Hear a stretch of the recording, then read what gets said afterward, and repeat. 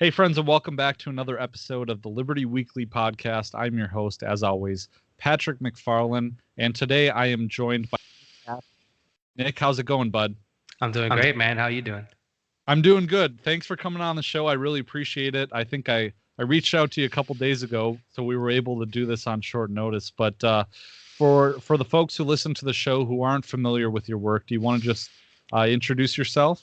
Sure. I'm Nick Ashley. You can find me on Twitter at Nick__Ashley. I'll try to work on getting Nick_Ashley in the future. Yeah. You can find my work at individualistpodcast.com. That's the name of my show, is the Individualist Podcast, and I'm a libertarian. The show is focused on libertarian ideas, liberty, and Austrian economics. Hadn't gotten around to talking about economics yet on the show, but I also have a blog that I post stuff on at individualistpodcast.com, where a lot of it's just me complaining about an issue or whatever it may be. But yeah, I like writing. Yeah, right on, man. And so I understand you just started your show, and I feel I identify with that because I remember what it was like to start my show. And so how long have you been a libertarian? I've been a libertarian, what I would consider a libertarian, for probably 3 years. Okay. And so how did you get into it? Well, if you'd like, I can kind of go through where I started and how I got here altogether. Would that work? Yeah. Okay. So like whenever I first became politically aware, so to say, I was in 7th grade, and this would be in 2008 for Obama versus McCain. Yeah. And my parents are Republicans. They voted for every Republican in every election. And they're not strict partisans. It's kind of a lesser of the evils kind of deal with them. They're both very nuanced about it. It's obviously not that, but it's just as a 7th grade 12 or 13-year-old, it's in my mind, it was like, okay, Republicans are the good guys, and my dad watched Fox News, listened to Limbaugh and stuff like that. So it was beat into my head that the Republicans are the good guys, and that's that. So I really didn't like Obama. And there was not a whole lot of development between then. It was just the same nonsense talking crap about Obama. Whatever I heard on Fox News was basically my opinion. I was something of a neocon. And the way I say it is, what's better of an ideology for an immature, young, dumb boy than neoconservatism?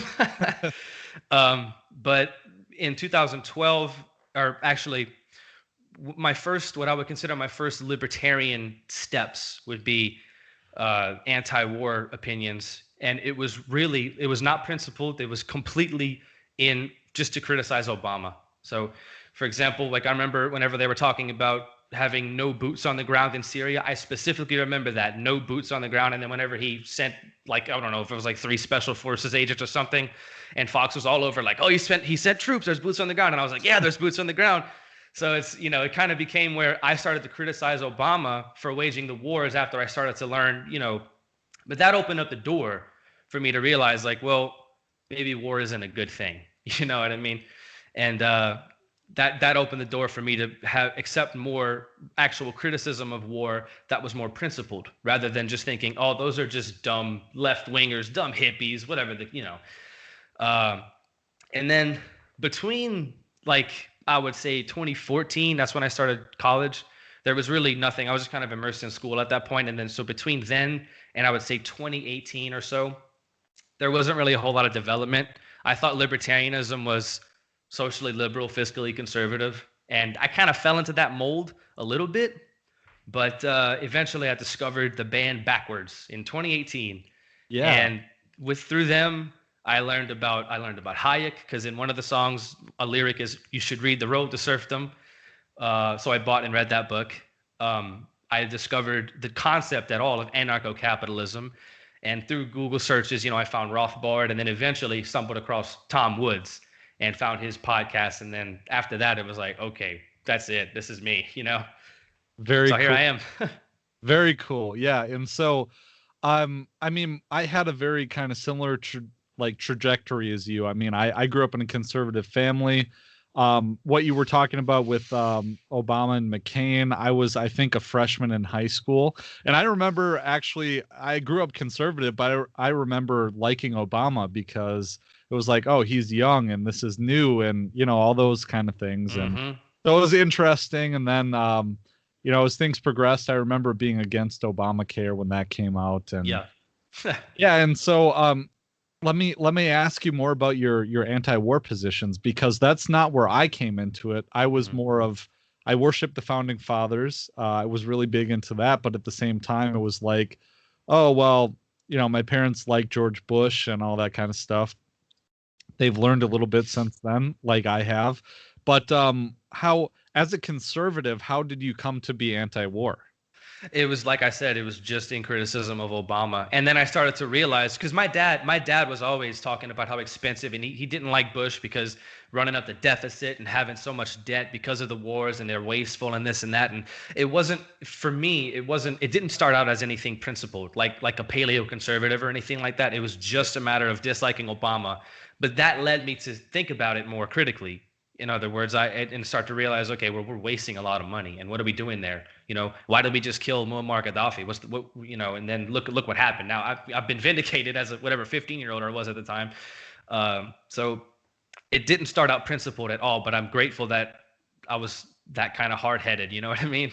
Yeah. Yeah, and that's pretty deep, man. I mean, as a 15-year-old, I remember being worried about, like, concerned about liberty. I mean, as a foundational kind of thing, like, I remember my mom is a legal professional, so it was like I was writing like a scholarship essay, and DUI checkpoints came up, and I was like, "Mom, this is bullshit," she was like, well, there's a delicate balance between the interests of the state and the Fourth Amendment kind of stuff. But Yeah. yeah, to start off right away with the anti-war stuff, that's pretty profound, I think. Well, I want to clarify too. I'm not saying that's not really what launched me into libertarianism, so to say. It's more that was what I consider to be my first little sprinkles of libertarianism. You Right. know what Okay. I mean? Yep. Yeah, I get you. Yeah. So then later on, so you would put a lot of it on backwards. Oh, for sure. They're responsible for me discovering Rothbard and Tom Woods, and which ultimately led me to discover Austrian economics and everybody involved with that. Everybody involved with the Mises Institute, Scott Horton, and I want to say too, Scott Horton is the reason I like hate the state. He Yeah. really is, because I was already very, very, through Tom Woods and everybody, I was very, very skeptical of all the wars and everything, but I didn't realize how evil these people were until I came across Scott Horton. It's like, man, that I cannot look at a single president in the past century without thinking, you dirty, blood-soaked, just you are evil and you're awful. And Scott Horton is responsible. Yeah. Yeah. Well, right on. I mean, I the similar trajectory, as I said, like, for me it was Stefan Molyneux, and Really? I guess you didn't get into it. This is, I mean, obviously this is controversial with a Hmm. lot of people, but back in 2014, Stefan Molyneux was a lot different than Stefan Molyneux in 2016. That's what I've heard. Yeah, yeah, and I mean, I watched the story of your enslavement was my red pill, and Anatomy of the State by Rothbard. So those kind of went hand in hand, but yeah. So I mean, there's been a lot of conversation amongst libertarians about, oh, we want people to go out and we want them to discover libertarianism. We need to influence the culture. And it's very cool that you found this through backwards, I because know. that's exactly it. Mhm. So Yeah. so we were talking before we went on the show and started recording about heavy metal. So you want to tell me a little bit about that, because I love heavy metal. I've been a big metalhead my whole life. So I'm glad you brought that up because I do want to draw a comparison. So I feel like my ideological political progression is a lot. It makes a lot. I skipped a couple of steps. Like so, yeah, so I was like sort of a milk toast. If you could call me a libertarian, I was a milk toast beltway libertarian at best. yeah, Around 2016, 2017, and I jumped straight into full on ANCAP. And so I feel like I skipped some steps. I didn't discover Friedman. I knew who Thomas Sowell yeah, was, but I didn't read any of his stuff. I just saw a couple of his quotes on Facebook or whatever. But then after discovering all this stuff, I've gone back and since read and watched and listened to Sowell and I'm sorry, Friedman and other guys like that are less radical, so to speak. But I compare that to music. right? I grew up on classic rock because my dad Yeah. is in his 50s, right? So I grew up on Zeppelin and Lynyrd Skynyrd and AC/DC and stuff like that. And the logical progression from then is like, okay, you discovered more modern, harder rock, like Three Days Grace, Breaking Benjamin, and stuff like that. Then you inevitably come across like Slipknot, you Yeah. know, and then Slipknot and Five Finger Death Punch. You Yeah. know, respect to those guys, but they have a lot of radio airplay. Is all I'm saying. You know, they're Right. much more mainstream than a lot, but that doesn't mean anything. That's that's good because they introduce people to metal. And then you discover the more like extreme hardcore stuff. You know, I remember the first band I thought I had gone off the deep end listening to was Whitechapel. And I Yeah. was like, Yeah. wow, I'm here now. Like I started out with like pop and Zeppelin. How did I get here? So my musical taste it progressed a lot more logically than my political progression, which I think is just funny. Yeah, you're right. There is a parallel. And I mean, my son is 2 years old, Mhm. and my wife and I are both really into heavy metal. And when my wife is kind of like, okay, well, honey, Patrick, you really need to don't just play Cannibal Corpse to your son. Please, will you please start with like Judas Priest or Right. Iron Maiden or something like that? And yeah, so I mean, do you feel like going along with the parallel between it? I mean, do you feel like folks need to be introduced with incremental steps before you go full Rothbard or Hoppe?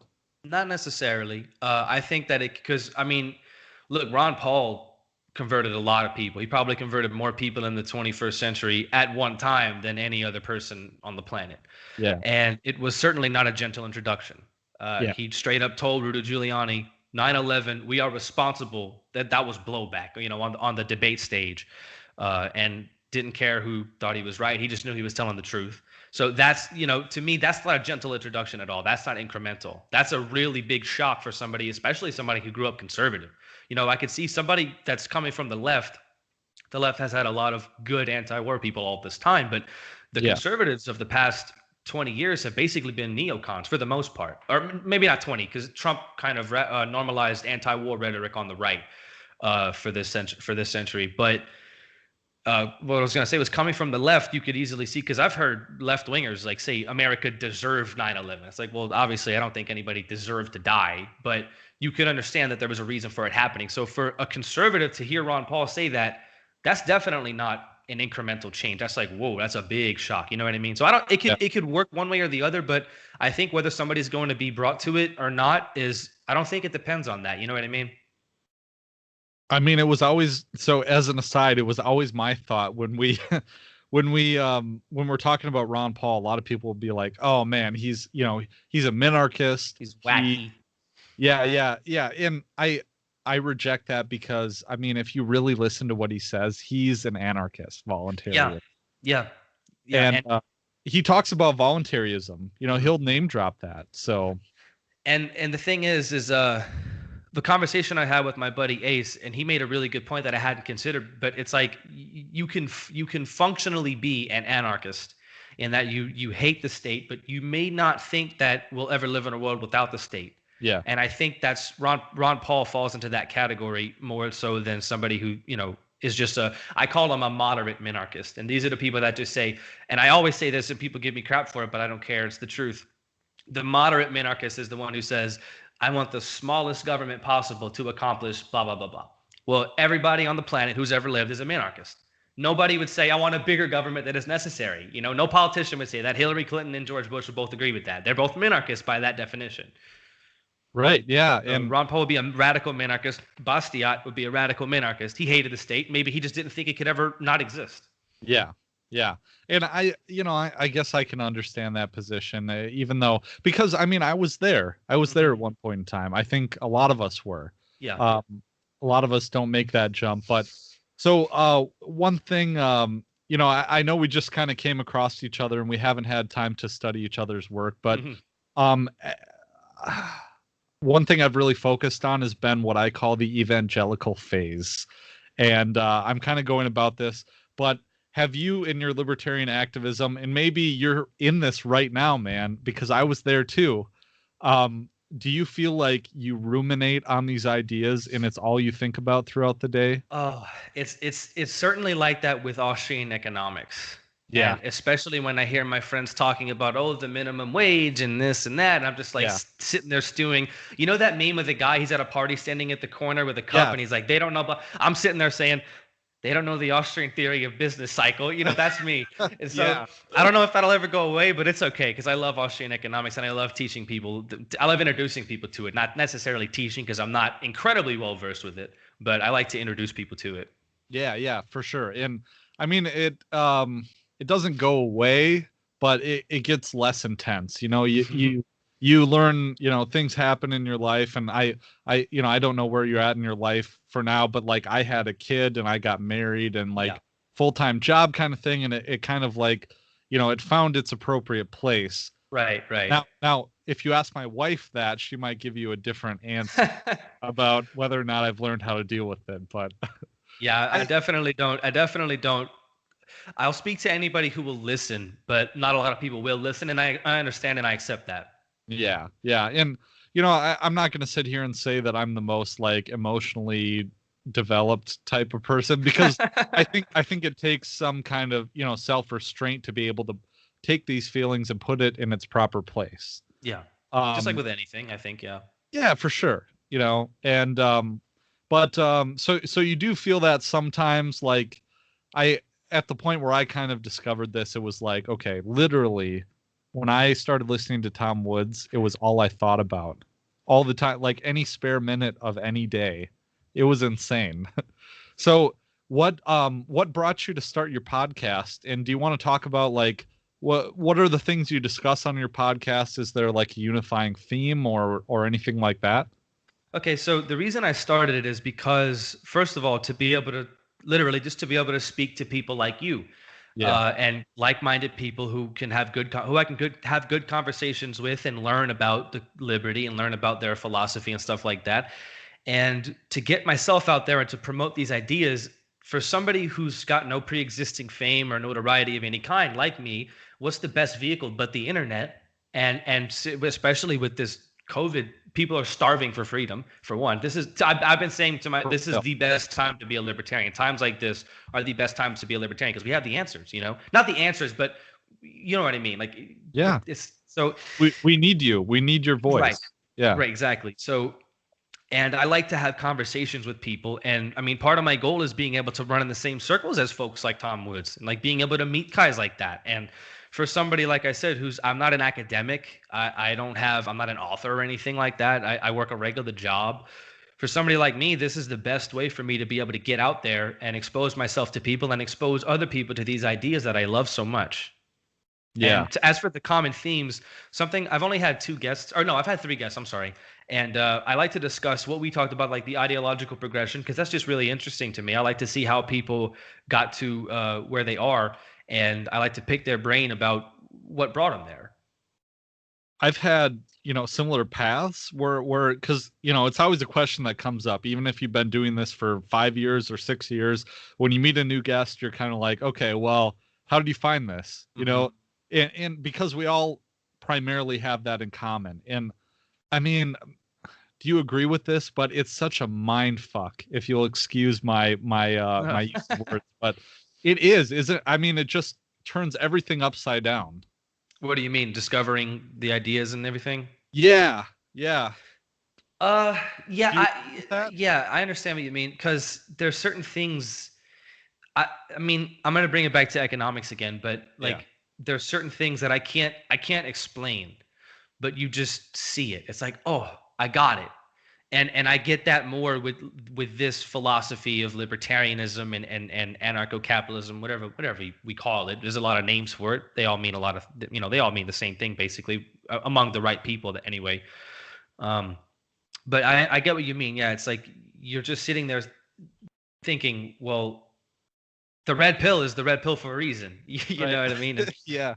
And on that note, I wish I could give credit to whoever I saw tweet this, but they said the trajectory or the sequence rather is red pill, black pill, white pill. You familiar with the black and the white pill? Yep.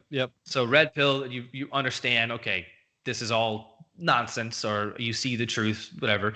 And then the black pill is all these other people around you don't see what you see. And it's like, how are we ever gonna win if all these people are so blue pilled, and then the white pill is like, well, you know what? I don't need the numbers, and it's like, well, how am I going to let these people who don't know anything be a threat to me?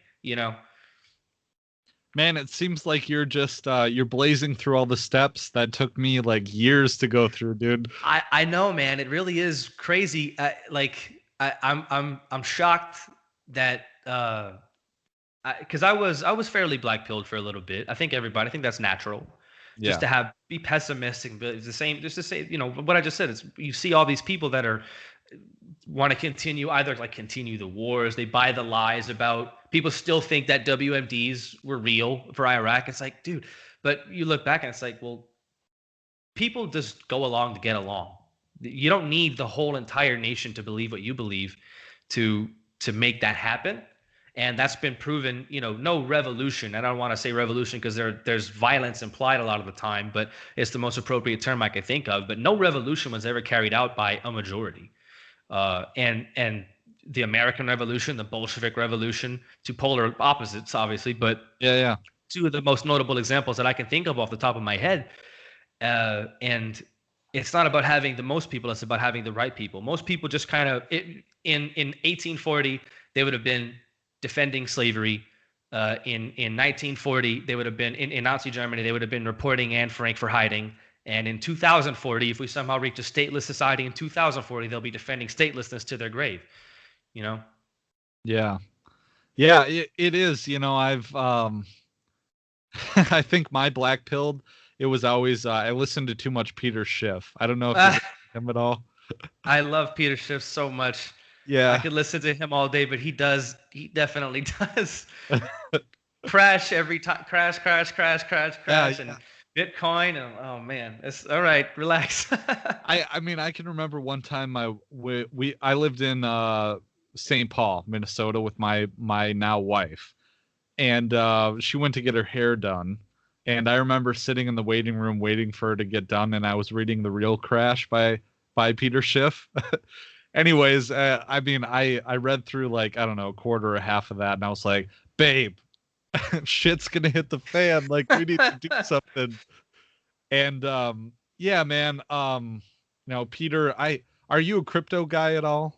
I like crypto a lot. And I do want to mention when we're talking about Peter Schiff, I like crypto for different reasons that he doesn't like crypto. So he's a financial guy, he's an investment guy. I don't know why he doesn't like crypto. It's beyond my understanding because he's a financial guy that I don't have much knowledge of finances or investing. I like crypto because of the potential that it brings for liberty. I mean, you call it black market, but the Silk Road, things like that. It's basically a big agorist kind of movement. The state having the monopoly on the money is part of the reason they have so much control. Right. And crypto is a great way to fight that. So I'm not in crypto a whole lot. We have a little bit of Ethereum. As a matter of fact, on January 6th, I ran across the house and told my wife to buy some Ethereum. Yeah. But I'm not a big investor, but I am a huge fan of crypto. Yeah. I've dabbled with crypto for like 3 or 4 years.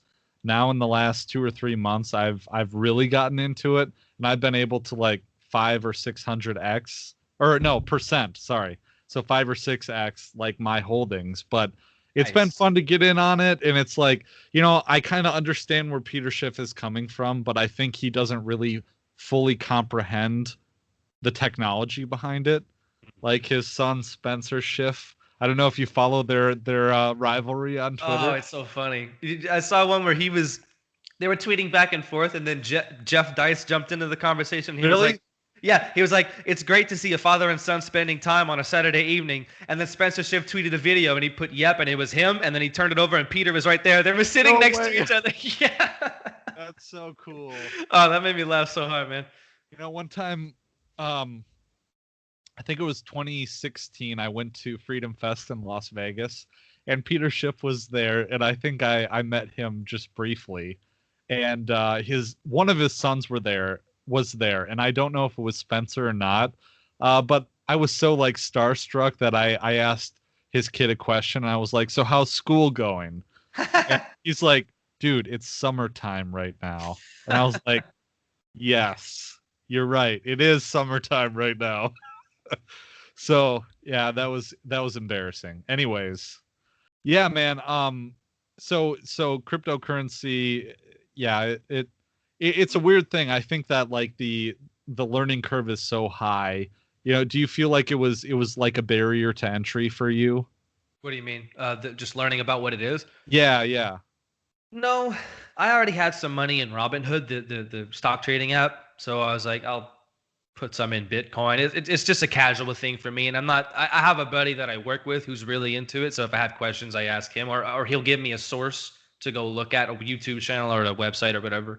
But no, I'm fairly confident. I mean, Peter Schiff, he's Yeah, always.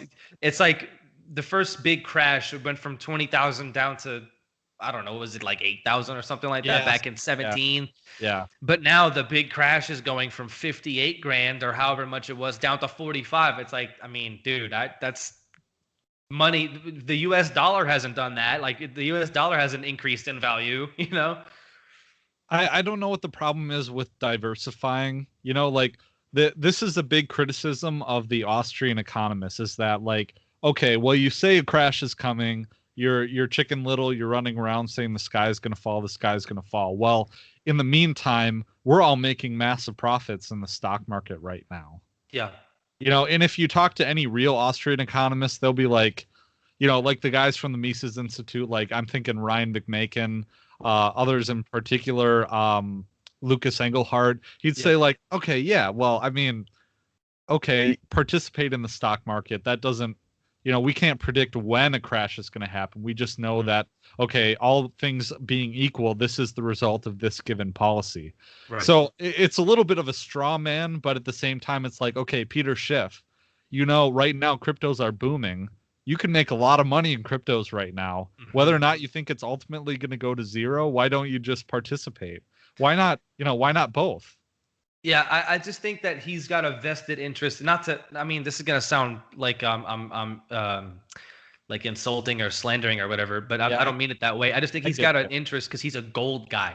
He's Right. got an interest in keeping people away from crypto because he wants people to buy gold, Right. particularly through iShares Gold Trust, Yes. or whatever his company is, So, and Well, I'm not to criticize him, do what you got to do, but right. I Yeah. think that that's what it is. If you're incentivized to do that, then you're going to do it, on the margin. Yeah.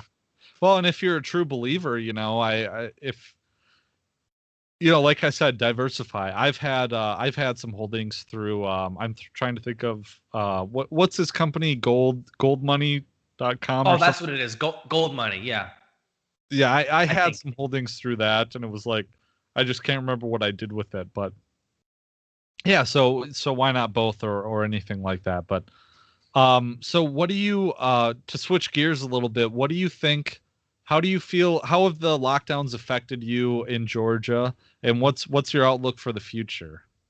They haven't affected me or my wife a lick. Yeah. Her work is going fine. They did have some layoffs at her work. She works at a chemical plant.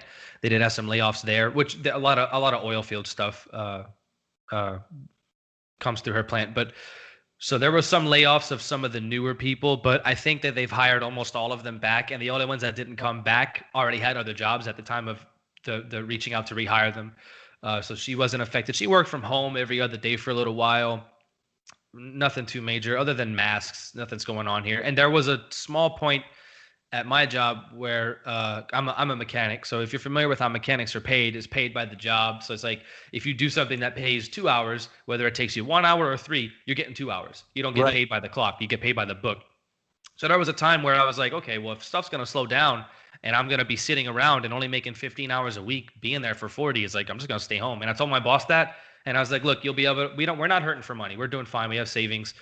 Uh, Go ahead and whatever work would have come to me, other people can have it. And these other people that are hurting to pay their bills, I'll help out and step back for. And it was only 2 weeks that I was out, and then it picked right back up. And it's been fairly busy. Even winter is typically the slow season for shops, and it was booming the whole time. So Good. work hasn't been affected. My wife and I both had COVID, and Oh yeah.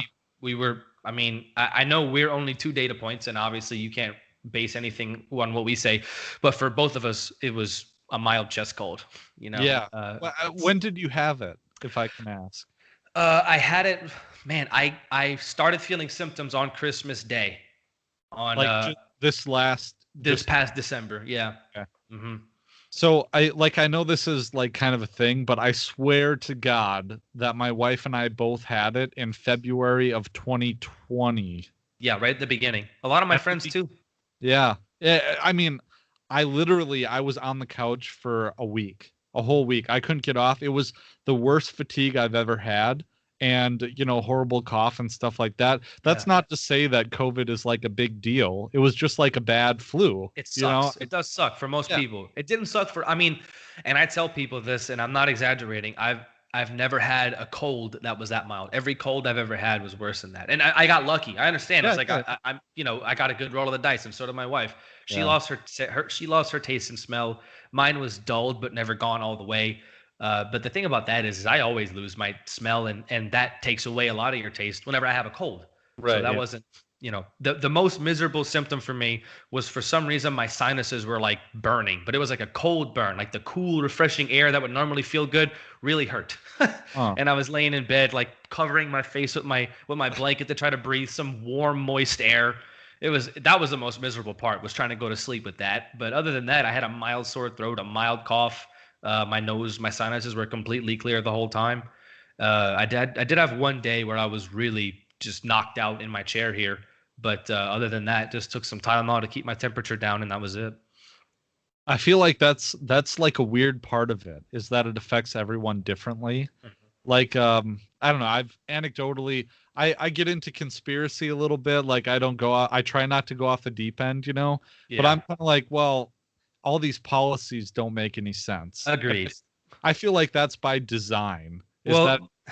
One thing that I keep seeing is, and look, whenever you say the problem with Trump, his presidency, was that the outrage and the exaggeration was so harsh and so fierce. It's like, you just telling the truth makes it look like you're defending Trump. And it's like, I didn't vote for Trump, and I don't support the vast majority of what he was doing.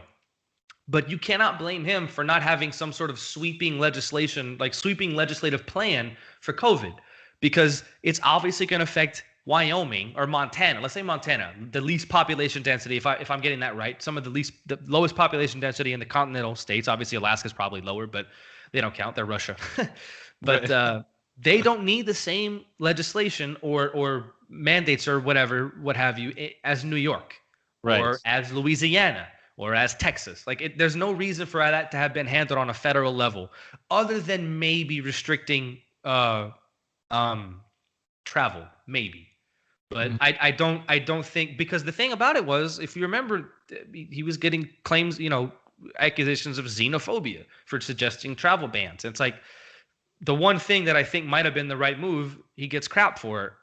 So it's like, man, I don't know. This thing has driven everybody insane. Or really, not that it's driven everybody insane, but it's really highlighted how awful people behave, and how awfully they think. In this kind of time, so at one point I had a woman who had escaped from communist Romania on my show. Really? I was talking. Yeah. It was, honestly, it was one of the most interesting interviews I've ever done. I feel like I would get choked up, man. How'd you handle it? Oh shit. I mean, it was intense.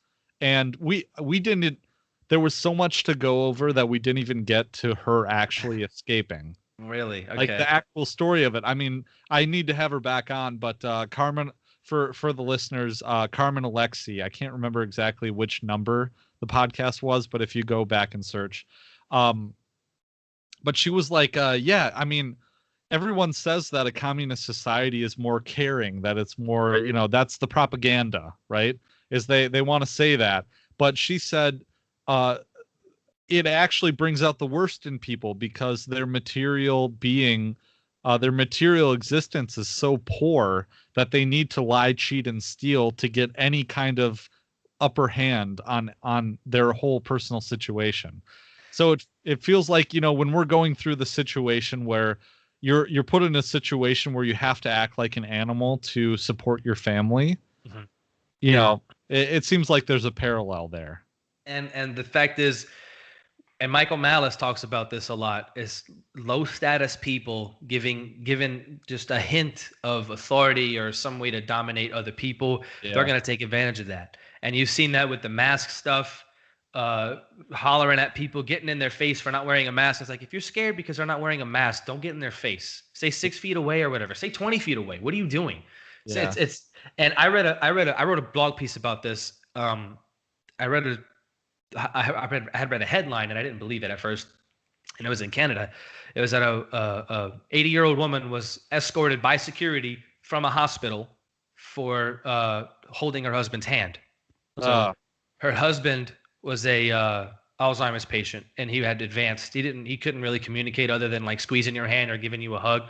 And then whenever crud, I forget what province or city. I don't know how the Maple people do it, but whatever their area that they refer to it as was called, they were in a certain phase, and then one day they moved the man onto another floor, and that same day they changed the phase or whatever, and now they had to stay 6 feet away. So they caught the woman, or caught is a strong word. Most of the nurses were like, okay, it's fine. Y'all are 80 years old. Y'all been together for 60 years. Right. Hold his hand, please. Hug him, kiss, dude. He doesn't know anyone's there unless you're touching him. Quite literally. It's really sad. And one of the nurses saw her, because they had a chair you had to sit in that was 6 feet away. X marks the spot, 6 feet away. And she was leaning in to hold his hand, and the nurse called security on her. And I'm like, I don't know how I would have reacted, because the daughter gave her side. Her daughter was talking about it, their daughter, and she was like, most of the nurses were cool, but this one, two or three, or one or two of them really, really wanted to follow the rules or whatever. I'm just like, there's no reason that a human being would do that to an 80-year-old woman and her completely dementia-stricken husband, other than for some lust for power. It's so disgusting. And it's like, I don't know about you, man, but if security came to escort my mother out of a building because she was holding my dad's hand, I'm not a tough guy. I'm not like a macho man. I would get violent, dude. And I hope I'm not gonna get you in trouble by saying that or anything, but I don't know how else to say it, dude. I would not. I would have gotten violent. There's no way. There's just no way, dude. That's insane. Yeah. And well, I'll be careful, but I mean, that's what the Second Amendment is for. I mean, that's all I'll say about that. I get you. Don't worry. Yeah. Well, I mean, so one thing I was talking to my mom today, and one good thing to come out of all this, and I've said this on the show before, is that, my mom is more of a traditional conservative type person. My parents both are. We were kind of talking about that earlier. But one beautiful thing to come out of this is that people like them are red pilled now. Yes. And it's not the same type of red pill. If there's variants of the red pill, it's the store brand. Yeah. It's the off brand. It's not. I get you. That's a great analogy, actually. Because, the pandemic stuff was pretty popular amongst these group of people. Or not really QAnon, but being into Trump and being faithful that something's going to happen to set everything right. Or but we were talking about, I was like, you're a fucking fool if you think that this is the only time that a lockdown is going to happen, or that, what is the next COVID-19 that's going to come in and totally disrupt life? Yeah. And it could be anything. And it could be something that's worse than COVID. COVID's not even that bad. And people hate whenever you say that, but the fact of the matter is it's true. The numbers are not on your side if you're a doomer, the vast majority of people have mild symptoms that don't require hospitalization, and the tiny fraction of people that do get it and require hospitalization die. It's like, we know who it kills, we know who's vulnerable, people with diabetes, and there's a lot of that in this country for a reason. Yep. And older people. It's like and then on top of that, here's one thing that I never understood, that more people didn't start becoming skeptical about it. was Dr. Fauci, and I know he's wildly unpopular now. Dr. Fauci is for various reasons, but first it was don't wear a mask. They give you a false sense of security.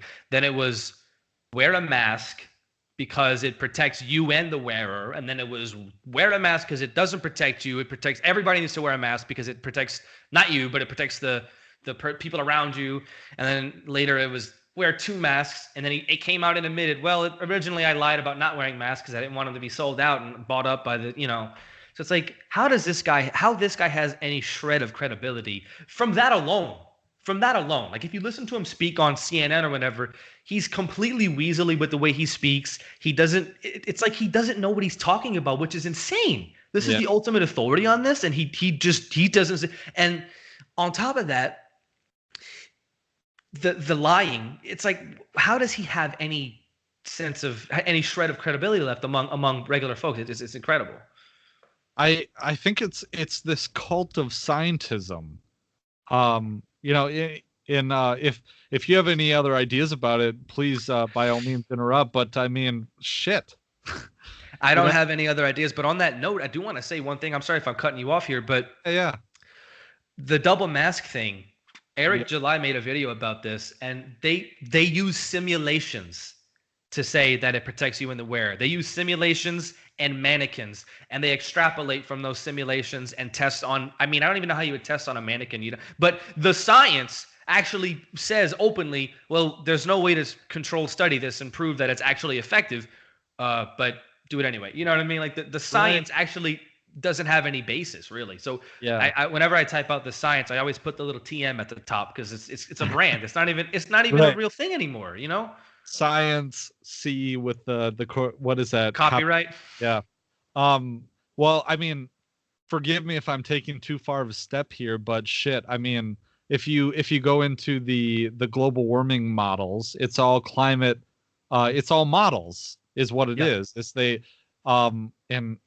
okay, well, Stefan Molyneux has done some talks about this, but he says, it's the models are junk in, junk out. If your model's bad, you're not going to get a good result. So you see this with you see this with Keynesian economics where, and the thing about global warming and particularly global warming and Keynesian economic models where you see this a lot is where you're taking an assumption.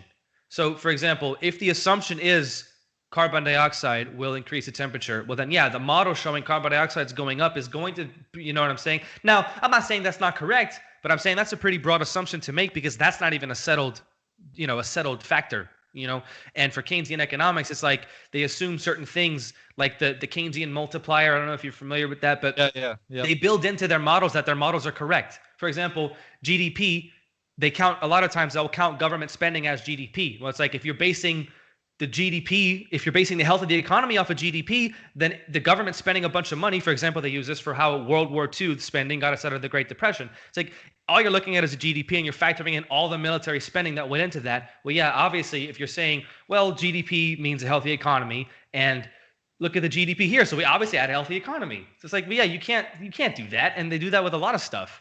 Yeah. I mean, okay. So I wish I have a couple power strips underneath the desk here. I wish I could take one out and plug it into itself to illustrate that. Yeah, exactly. That's pretty much it. It's almost circular argument isn't even. It's not even worthy of calling it that because it's just. I mean, like what? I don't even know what to say. And so maybe when I was a young libertarian, I was discovering all these ideas. Oh, I discovered Tom Wood's Austrian School of Economics. I remember going on like an internet search for a few days about objections to Austrian economics. Yeah. And one of them was like, oh, well, they're not empiricists. They're not empiricists. I'll refer to people like Ryan McMakin and Lucas Engelhardt talking about Bob Murphy being like, there's no way to empirically prove people respond to incentives or humans act. The basis for the Austrians, humans act. There's no way to empirically prove that. Obviously, it's not really falsifiable. And at the same time, they're kind of like, okay, well, we don't reject empiricism because Bob Murphy especially is like, okay, we do use, statistics, and that does factor into what we're doing here.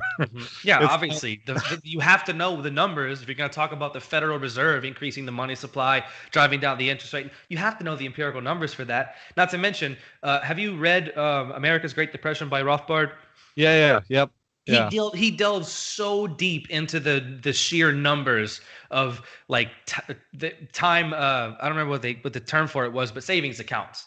And how the reserve uh, the reserve requirements for the banks was going down and savings were going up, and so that increased the loans that the banks were able to make, and just laid out the case empirically that credit was expanding artificially. It's like he used all these numbers to tie the theory to reality. So for people to say Austrians, the theory is inherently not empirical. That's kind of the point of theory. Right. Yeah. Yeah. That's a good point. And I remember, so we were talking about the Austrian theory of the business cycle. I had an earlier episode of my podcast where I did a deep dive into it, and I used Rothbard's explanation of it from the, America's Great Depression. That's such a good book. He cites Mises explicitly, but how could you get better than Rothbard talking about Mises? Yeah. Mises distilled through Rothbard is probably the best way. Or Bob Murphy too. Bob Murphy's excellent. But Mises distilled through Rothbard is like just the ultimate. It's great. I love Bob Murphy, and I think, like, I've said it on the show before, I think he's a genius. Like, I agree. And maybe part of that might just be because, like, mathematically I'm an idiot. So I talking about all these, like, what was that? John Nash's that A Beautiful Mind, that movie A Beautiful Mind. No, I'm not a movie person. No, I'm sorry. Okay, well, John Nash came up with some theory, and I've talked about it before, but I can't remember what the name is. So, yeah. Well, anyways, what's your outlook on the future? Like, are you black pilled, or this is something I like to ask people? I'm fairly optimistic. Yeah. For one thing, we're seeing. Do you know what just happened in Oklahoma? Did you see anything about that? No, I didn't. So I could be getting the details wrong, but ultimately they just acknowledged like state nullification. They just passed a bill that they can refuse to enforce laws that the state legislature or AG determines to be unconstitutional or in violation of rights. And I came across that on Twitter, and there was this one guy like, oh my God, this is crazy. It's like, well, that's what states are for. The state's doing their job. So it's like when you have a state doing something like that, you have Ron DeSantis, pardon my French, allegedly told Joe Biden over the phone, go fuck yourself. Yes. Have you seen that meme or that picture? It's just him like this, Ron DeSantis, and it's like, go fuck yourself. That's awesome. Florida's been great. I hear a lot of info from Tom Woods because he lives there. Not personally. I don't talk to Tom, but through his podcast and Twitter and stuff. But I'm fairly white pilled. It's a tinge gray, I would say. Yeah. But it's being more and more whitened by particularly guys like Michael Malice. And are you familiar with Corey DeAngelis? No, actually. Yeah. He's a guy that's his big thing is school choice. Okay. And he's always posting about new bills. So basically the idea behind school choice in his I wish I could remember the name of the institution that he works with.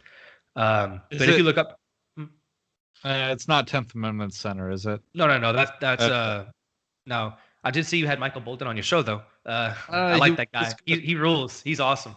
You should ask him. He's great. Yeah, I'll definitely look into that. But DeAngelis he's a really cool guy, and he's a lot. This is gonna sound rude, but I think you'll understand what I mean.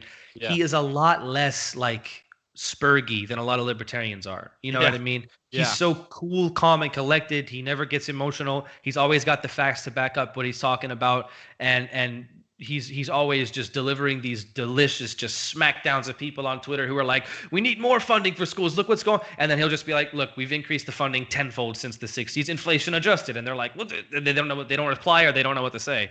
Yeah. But his idea is fund students, not schools, or fund families, not schools. Because what are your education dollars, or the tax dollars that go to education? Now, obviously, as a voluntarist, anarcho-capitalist or whatever, he doesn't believe that we should be taxed to pay for schools in the first place. But being that we are, a great step in the right direction is sending that money to have the children choose or the parents and the child choose what school they want to go to and spend that money there. And there have been a lot of states that have passed bills in that direction. So that's one thing that's really big, because I think a giant thing that people are missing, obviously a lot of libertarians will recognize this, is that public school system. What other opinion of the government would you come out on the other end, other than that they're positive? I didn't learn anything about the Holodomor, for one. Like, I didn't learn anything about how bad FDR was. FDR was a hero. I didn't learn how bad Wilson was. Wilson was one of the best presidents. I didn't learn how bad Lincoln was. He was the great emancipator. So it's like, what opinion could you possibly come out of 12 years of public schooling with about the government, other than some positive, or at the very best neutral stance, And I think that's having these, and people are starting to recognize how bad these teachers unions are. Like, the science, according to the CDC, schools are not a big place where COVID is spread. Kids are not getting it and bringing it home to their parents, as was the original fear. There's no evidence to show that. In fact, the evidence is showing otherwise. And these teachers unions are basically, they're being paid for nothing. The teachers are being paid, and I mean, if you cut their pay off and made them go to work, I bet they would. It's not about the science. And these awful entitled creatures the children are going to be out of their clutches very soon. And that's a big step in the right direction. Yeah, and I'm glad that you underline that point, because it's very important. I mean, when you're thinking about what the cornerstone of government control is, it's control over the mind. It's legitimacy. If nobody saw the state as legitimate, what could it possibly do? And it's so insidious too, because I mean, when you're young and you're going through high school, and it's not, maybe it is overt, maybe if you and I went and sat in a AP US history class, we'd be able to be like, okay, that's bullshit. Yeah, right. But, as a kid, you don't know any better. And it's insidious how they work that in there. And maybe it's not that the teachers have their own agenda per se. They probably do. Okay. I'll push back on that a little bit, but I'm sure a lot of them, they probably don't think like we do. Okay, we're sitting down, we're like, this is what caused the Great Depression. Mm-hmm. But yeah, so yeah, well, it's good that you're white-pilled. I waffle. It's like, you depending on which day you ask me, I'll feel a different thing. Yeah, so. and on schools a little bit more is in 7th grade. My English teacher, language arts or whatever it would be called at the time, she put on an Inconvenient Truth for us to watch, and I remember my dad being furious. He wrote a letter to the school board. He wrote a letter to the school, and told me, you go back there and tell her that that's bogus, And my older brother, I wasn't. This was junior high, so 7th and 8th grade were one school. Yeah, my brother's 2 years ahead of me, so I wasn't with him at that school at the time. But he had another English teacher, who I remember him saying she called herself a Marxist. Yeah. Yeah. So it's people that have this kind of ideology. A lot of them, I think, get into this to spread that poison and inject that virus into the kids. I think that I don't think it's most of them, but I definitely think it's a lot of them. Yeah. That's a scary thought, dude. Oh man. And so my kids will not be going to public school. Yeah. No. Yeah, and we're working on that now. It's like we're in the process. I've said this on the show before, but we're in the process of moving probably to a smaller community that's about an hour away. Mm-hmm. And people there, they don't put up with this mask bullshit, and they don't do all that stuff. But at the same time, they do in the schools, they make them wear masks. And I mean, could you imagine? I saw in Canada is that people are actually quarantining their children in their own house for 2 weeks. Did you see that? Yes. In a room by themselves. Yes. And they're crying and knocking on the door. Can I come? Oh my God! It breaks Is that my heart. real? I mean, tell me that's. I hope it's not, but I wouldn't, dude. I wouldn't be surprised if it was. I mean, these people, like I said, these people would rat out Anne Frank. Yeah, it's you're right. They would. and have you seen the pictures of the band kids in these like pop-up little tent things with Yeah, like what are we doing to our children? What yeah. is this? We're not going to know the true damage of this for 20 years. It for sure. You know, did you see the picture? I've seen on Facebook the picture of two people hiking in the woods and they're wearing those like things. And the husband is like flicking off the camera. Oh Yeah, my lord. so you got to know so if you haven't seen this for the audience, it's like so the whoever took the picture, they're in the middle of the woods and there's a couple that's hiking and they're wearing those band shell shelter things like a personal tent and they're wearing masks on the inside and they're dude, it's I hope it's People have not gone real. insane. But I think it's real because the husband is like flicking off the camera and he Like, looks how dare you make fun of me for this absurd thing that I'm doing? Yeah. It's like, dude, stay home. Have you seen that clip of the Australian fellow who's grilling in a park? Yes. I love that dude. Whoever that guy is, I want to buy him a beer tomorrow if I could, man. He rules. If you guys don't know, there's a clip. You've probably seen it if you're on Twitter. It was all over the place. And the butthurt responses were just delicious. I love it. But this guy is in a public park grilling, and there's this reporter with a mic on a stick, because you can't put a mic. You have to have a 6-foot stick for the mic. And he's like, did I say this was in Australia? I don't remember if I did or not. Yeah, okay. Yeah. And he's like, "Sir, did you know there's a lockdown?" Holds the mic over the guy's food, which is like, come on, what if that touches the food, you creep? But he just grabs the mic and throws it to the side. I love it. And again, it's like, if do you know there's a lockdown? It's like, well, why are you not locked down? Why are you out and about looking for people to give crap to then? Go home. Go. What are you doing? Why don't you obey the lockdown, dude? And I just said this another thing about Texas. Just Governor Abbott Governor Abbott's not standing for the masks. Yeah. That was I'm sorry. That was a cripple joke. Oh. Is in a wheelchair? Yeah. Man, I hoped you would have gotten that. Oh, no. I'm bad. Sorry. But I'm sure but no, they did lift the mandate, and it's like you could still wear a mask if you want to. And I was like, according to the science, TM, I just had a tweet. I was like, according to the science that you all so love, 2 masks protects the wearer. So if nobody else is wearing a mask, why don't you just wear 2 or 3? Knock yourself out. If it's going to protect you, your science is the one telling you to do it. So go ahead and do it, and you'll be fine. Like, well, what I'll say is, you know what? Maybe you should just put a plastic bag over your head. Maybe that would work. Yeah. Maybe a little too harsh, but I mean, around here, like I've told on the show before for my listeners, it's like I've talked about the scuffles I've gotten in. Well, okay, not scuffles, but the confrontations. Altercations. Yeah. And I mean, the thing I can't stand is when they say, "Well, man, it's the law. Sorry."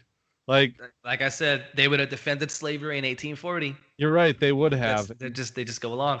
I do have sympathy for folks who have an employer and the employer's making them do it. I have sympathy for that.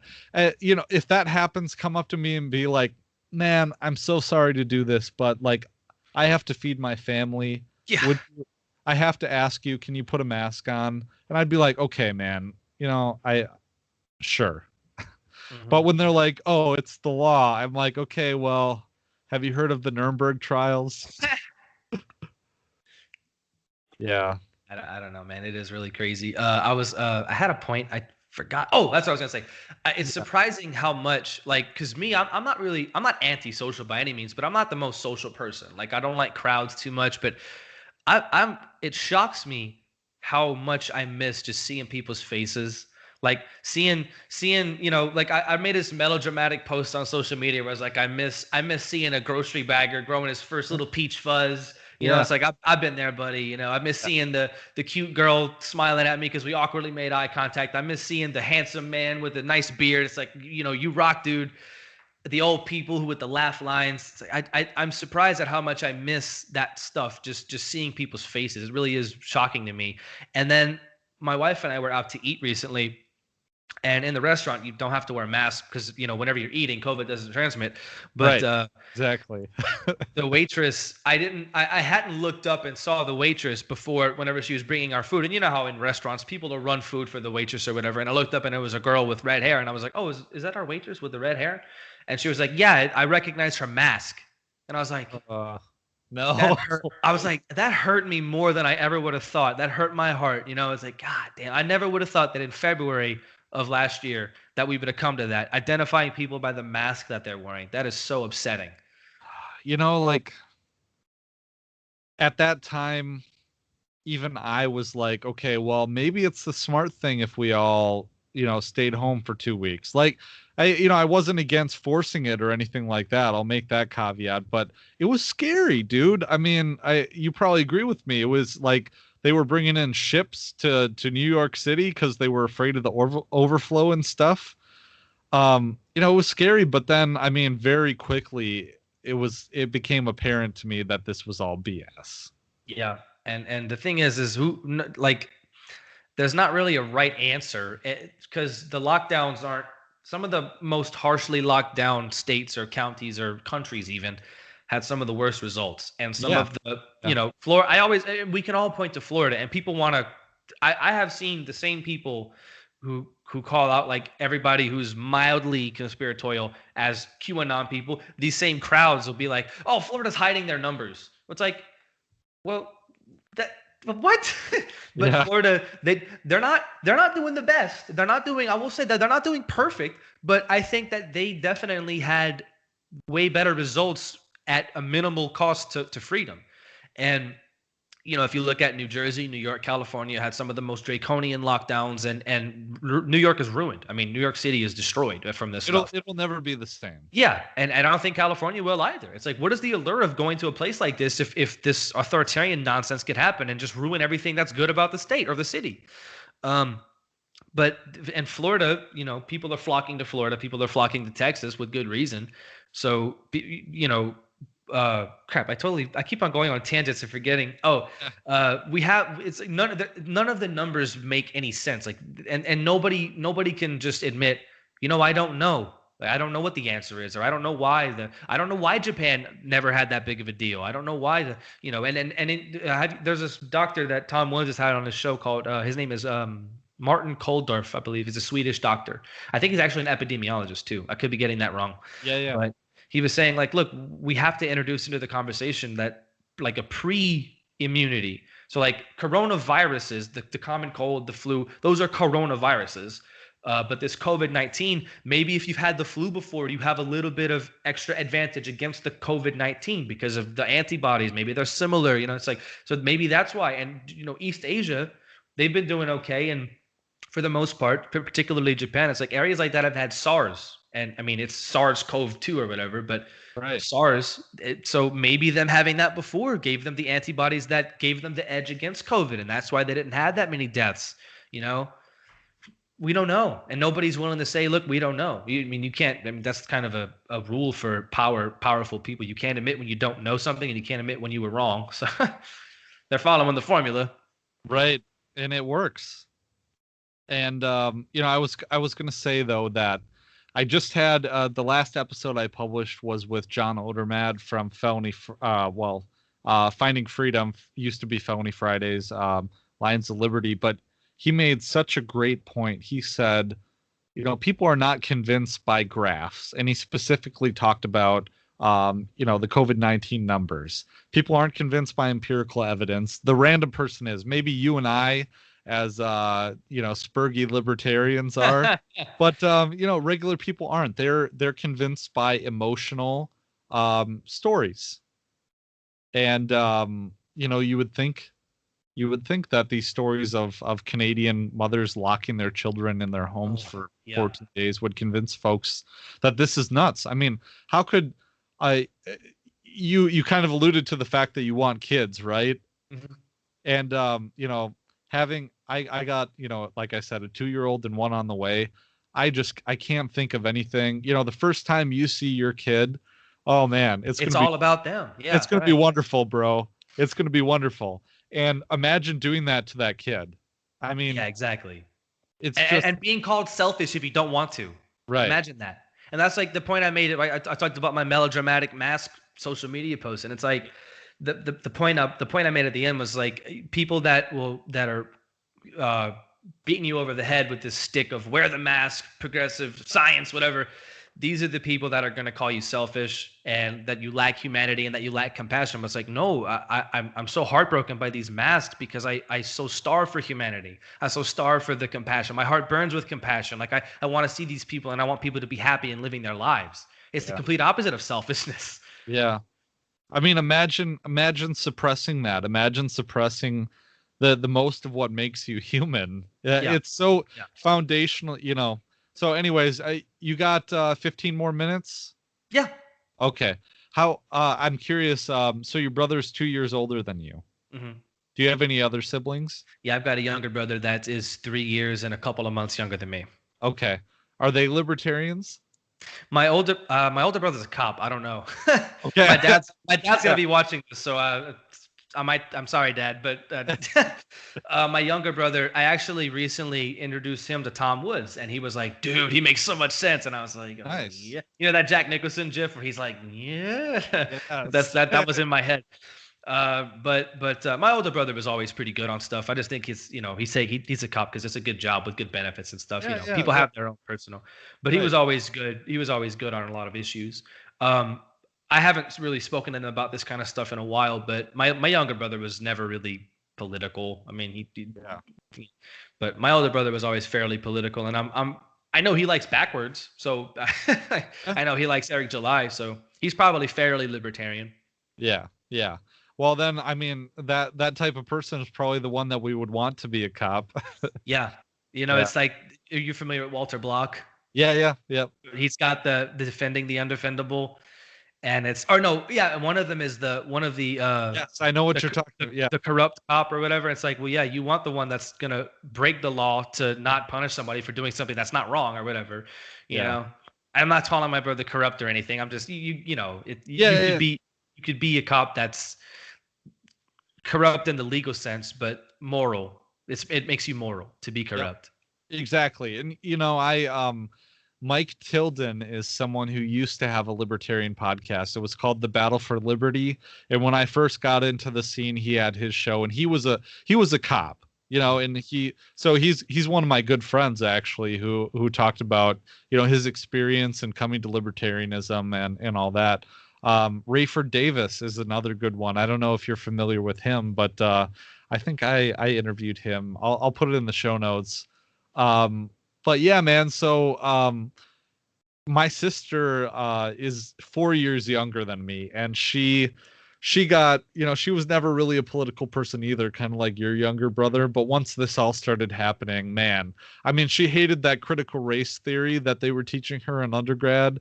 But once all this stuff Oh, happened, she became the most radical anti-mask person I know, and she's not even political. yeah. It's not a political issue at the end of the day. It really Yeah, isn't. right. Yeah. And it's funny you mentioned this critical race stuff because my podcast is called The Individualist Podcast. And that's because I am an individualist. I don't care that to me, that means I don't care what race you are. And this isn't the hokey conservative, boomer con. I don't care if you're green or purple or brown or, Yeah. it's not that. It's literally Yeah. like none of your involuntary associations with any groups matter. Like Right. you're white, you're a dude, you've got a brownish hair, you got a brownish reddish beard. Like none of that matters. None of those are in your control, so they don't affect who I view you as a person. What I view you as is who you are and how you treat me. And that to me, that's what being an individualist is. And I was taught. It's so crazy how radically it's changed. Because as I remember in school, I was taught, and this isn't bad. I mean, it was taught in an egalitarian sense, but it was celebrate your differences. It's okay to be different. More, Yeah. you know what I mean? And it's like it is. It's okay to be different. It's okay to accept that some people are smarter than you, and you should be secure enough to understand that you don't have to be the smartest person. You don't have to be the strongest person. You don't have to be the most well-read person on any subject. 99 or no human being. Every human being on the planet is ignorant of 99.9% of everything because that's just how the brain. We have limited capacity and limited time. But the idea that we have to start focusing on race, and that's like a thing coming from the left, really. I mean, I don't know what. It's certainly not the right. It's a really weird branch of the left because I know there's a lot of good leftists out there that don't buy into this shit, like Matt Taibbi and Glenn Greenwald certainly, and Michael Tracy, I think his name is, come to mind. And this, I can't think of the other guy's name. This one dude, James Lindsay, him.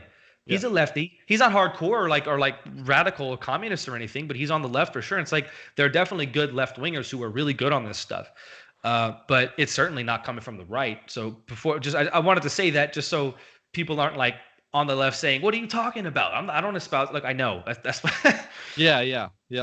But to me that's really strange. How crazy. I mean, I'm 25, so I was in kindergarten 20 years ago, and it was always about look at each other as equals. And to me, it's not looking at each other as equals. I think that's what they said, but the better message is look at each other as individuals, because they also in the same hand would tell you celebrate your differences and it's okay to be different. You know what I mean? So it's not that equality or egalitarianism kind of implies this weird everybody's the same. So I think that they had a good message of individualism when I was a kid, at least. Yeah, and it seemed like I don't know, everything's come full circle because I remember that too. I'm 27, and I do remember that during, or late 90s, kind of early 2000s kind of thing. Yeah, I do remember that. And I watch a lot of Tim Pool, and I've criticized him quite a bit for certain stances on China. But anyways, he's really good on this issue. And, talking about how now things have turned to segregation. Yeah. Segregation is now progressive. And that just blows my mind. I don't know how it came full circle that way.